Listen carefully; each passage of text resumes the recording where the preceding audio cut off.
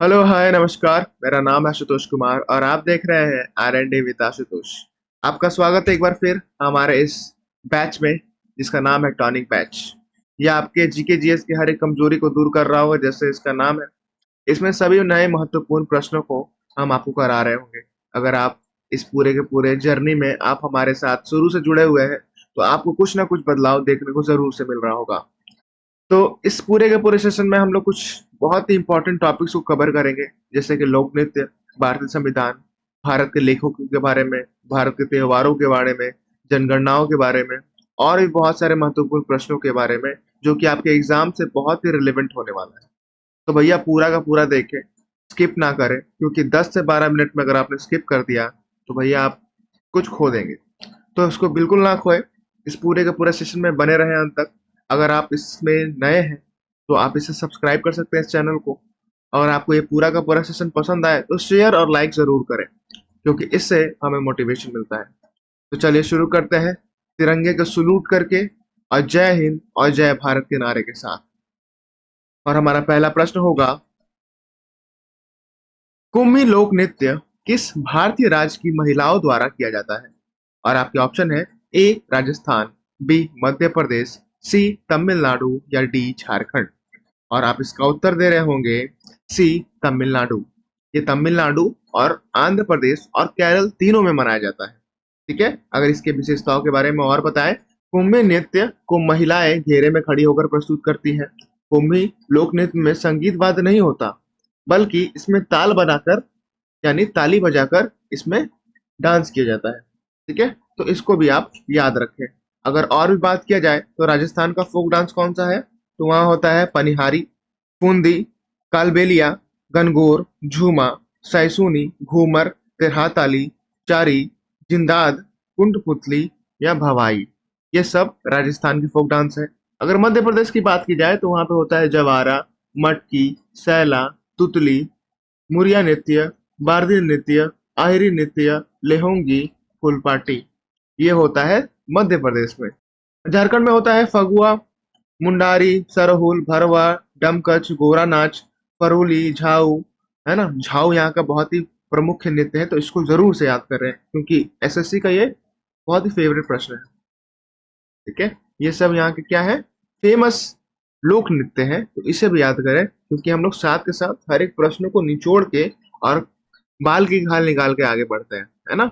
तो दूसरा प्रश्न है, भारत संविधान के भाग 3 में मौलिक कर्तव्यों को नहीं रखा गया क्योंकि भाग 3 में डैश है। और आपके ऑप्शन क्या है, ए गैर न्याय संगत, बी न्याय संगत, सी लागू करने योग्य नहीं, डी निरपेक्ष। और आप इसका उत्तर दे रहे होंगे बी न्याय संगत। भाग भाग 3 में न्याय संगत बातों को रखी गई है। और मौलिक कर्तव्य को अगर पूछा जाए तो ये भाग 4 ए में है और 51 ए में इसको रखा गया है। हमारा तीसरा प्रश्न, निम्नलिखित में से कौन सा धन का कार्य नहीं है? और आपके ऑप्शन है विनिमय का माध्यम, बी भंडारण में समस्या, सी मूल्य का माप या डी अस्थगित भुगतान का मानक। और आप इसका उत्तर दे रहे होंगे बी भंडारण में समस्या, इसका कोई कार्य नहीं है। हमारा चौथा प्रश्न, डैश एक प्राकृतिक रूप से पाए जाने वाला कार्बनिक यौगिक है जिसका सूत्र C6H5 2CO है। और आपके ऑप्शन है मैथकेनेथोन, बी प्रोपियोफेनोन, सी एसिटोफोनोन, डी बेजोफेनोन। और आप इसका उत्तर दे रहे होंगे डी बेजोफोनोन। हम चलेंगे अगले प्रश्न की ओर। हमारा पांचवा प्रश्न है, 1932 में स्थापित हरिजन सेवक संघ के स्थापक कौन थे? और आपके ऑप्शन है ए जवाहरलाल नेहरू, बी महात्मा गांधी, सी ज्योतिबा फूले या डी बी आर अम्बेडकर। और आप इसका उत्तर दे रहे होंगे जी हाँ, महात्मा गांधी इसके संस्थापक थे।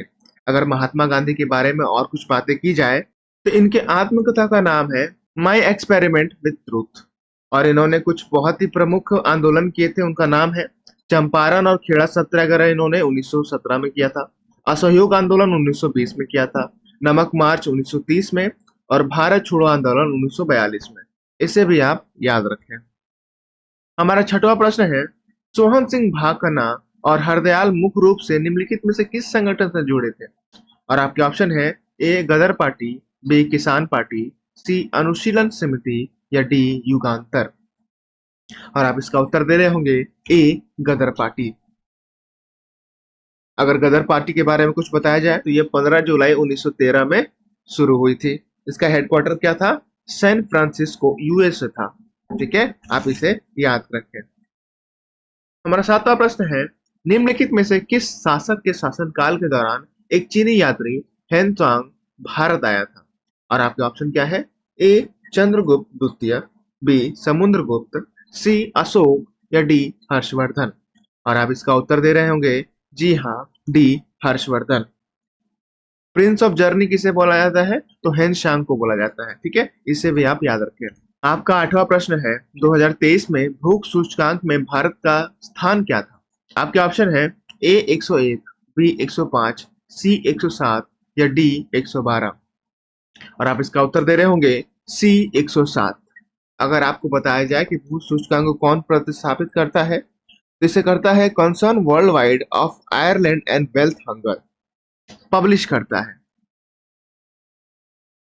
और आपका 9वां प्रश्न है, शाहिद परवेज खान, बुधात्य मुखर्जी और अनुष्का शंकर निम्नलिखित में से किस संगीत वाद्य से जुड़े हैं? और आपके ऑप्शन है ए बांसुरी, बी संतूर, सी सितार या डी सरोद। और आप इसका उत्तर दे रहे होंगे सी सितार। ठीक है, अगर आपको और भी जानकारी दी जाए तो बांसुरी से जुड़े हैं हरिप्रसाद चौरसिया, पन्नालाल घोष, है ना। अगर आप बताएं संतूर से जुड़े हैं शिव कुमार शर्मा, भजन सोपरी। और सितार की बात की जाए तो सितार से और कौन जुड़े हैं?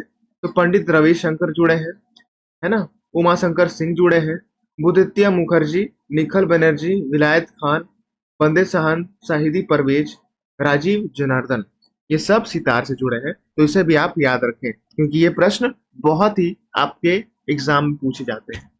हमारा 10वां प्रश्न है, उस तत्व की पहचान करें जो आधुनिक आवर्त सारणी के समूह 1 से संबंधित नहीं है। और आपके ऑप्शन है A sodium, B lithium, C hydrogen या डी रूबिडियम। और आप इसका उत्तर दे रहे होंगे सी हाइड्रोजन। ठीक है, आप इसे याद करें। आपका 11वां प्रश्न है, हरित क्रांति से जुड़ा महत्वपूर्ण स्मारक एक भारतीय कृषि अनुसंधान संस्था है, यह कहाँ स्थित है? और आपके ऑप्शन है ए मुंबई, बी लुधियाना, सी नई दिल्ली या डी पटना। और आप इसका उत्तर दे रहे होंगे सी नई दिल्ली। अगर आपको ग्रीन रेवोल्यूशन से रिलेटेड और भी कुछ बात बताया जाए तो 1965 में भारत में शुरू हुआ था। भारत में इसकी शुरुआत किसने की थी? तो एम एस स्वामीनाथन ने की थी। इसका उद्देश्य था कि पैदावार को और भी बढ़ाया जाए। ठीक है, आप इसे याद रखें। हमारा 12वां प्रश्न है, भारतीय संविधान का निम्नलिखित में से कौन सा अनुच्छेद भारत के द्विसदनीय संसद का प्रावधान करता है? और आपके ऑप्शन है ए अनुच्छेद 49, बी अनुच्छेद 59, सी अनुच्छेद 79 या डी अनुच्छेद 89। और आप इसका उत्तर दे रहे होंगे सी अनुच्छेद 89। ठीक है, चलिए आगे बढ़ते हैं। 13वां प्रश्न है, सत्यराम रियांग को होजोगिरी नृत्य को बढ़ावा देने के लिए पद्मश्री प्राप्त हुआ, वह निम्नलिखित में से किस राज्य से संबंधित है? और आपके ऑप्शन है ए सिक्किम, बी मणिपुर, सी असम या डी त्रिपुरा। और आप इसका उत्तर दे रहे होंगे डी त्रिपुरा। ठीक है, अगर आपको बताया जाए तो मणिपुर से बहुत ही फेमस शास्त्रीय नृत्य है एक मणिपुरी। और असम से क्या है, आप कमेंट करके जरूर बताएं। अगर आपने हमारे पहले वीडियोस को देखा होगा तो आपको पता जरूर से होगा। हमारा 14वां प्रश्न है, निम्नलिखित में से कौन सा जोड़ा गलत सम्मिलित है?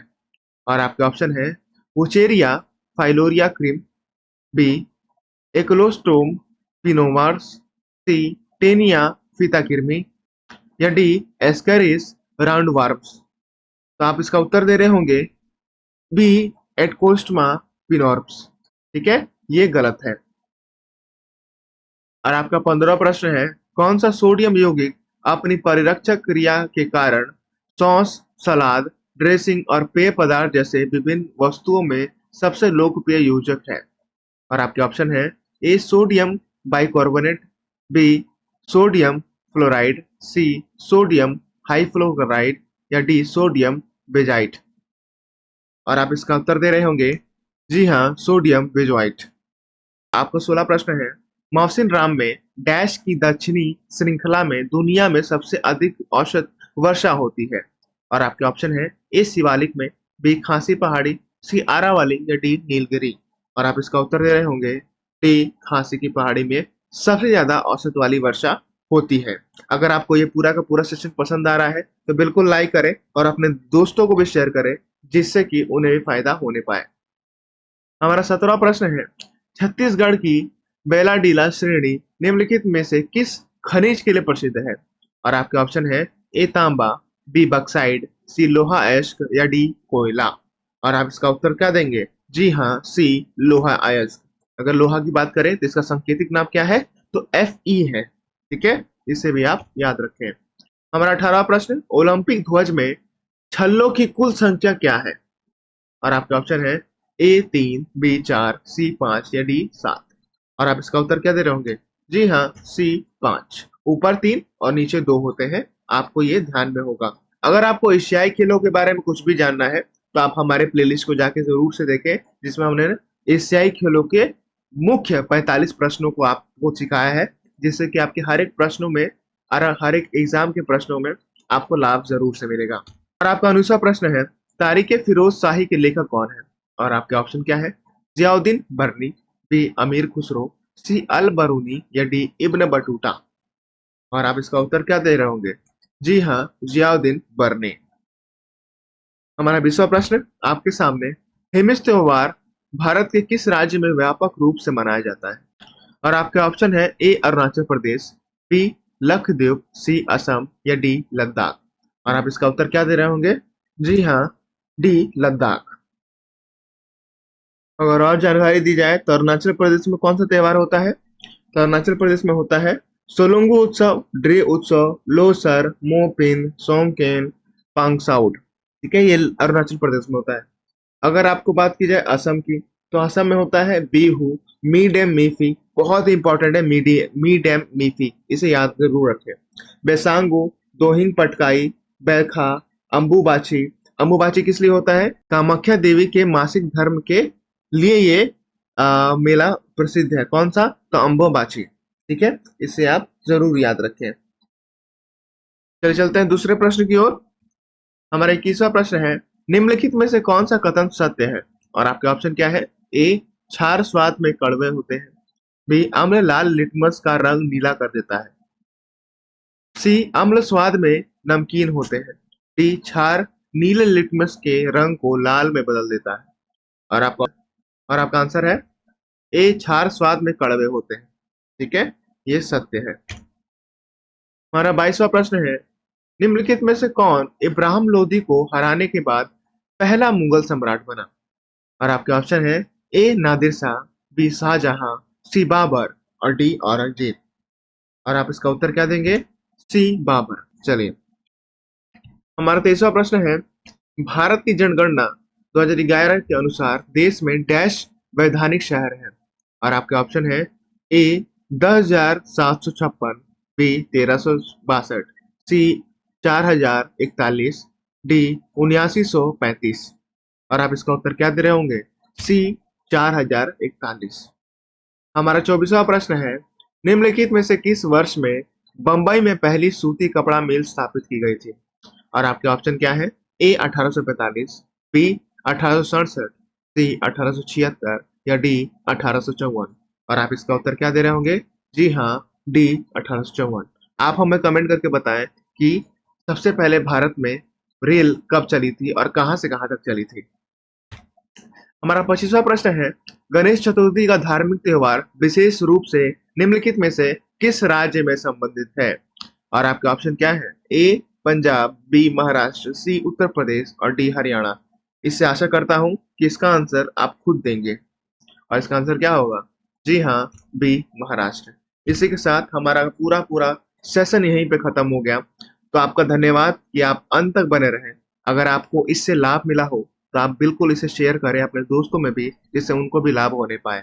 अगर आपको पूरा का सेशन पसंद आया है तो आप इसे लाइक कर सकते हैं और हमारे चैनल को सब्सक्राइब कर सकते हैं, जिससे कि आपको नोटिफिकेशन टाइम पे मिल पाए। हम हर रोज इसे सोमवार से शुक्रवार लेके आते हैं हर सुबह 10 बजे। तो आप ज़रूर से इसमें बने रहें और अंत तक बने रहेंगे तो पक्का 80 से 90% जीके जीएस आप यहीं से कवर कर रहे होंगे। तो धन्यवाद, कल फिर मिलते हैं, तब तक के लिए खुश रहें और रिवीजन करते रहें। धन्यवाद।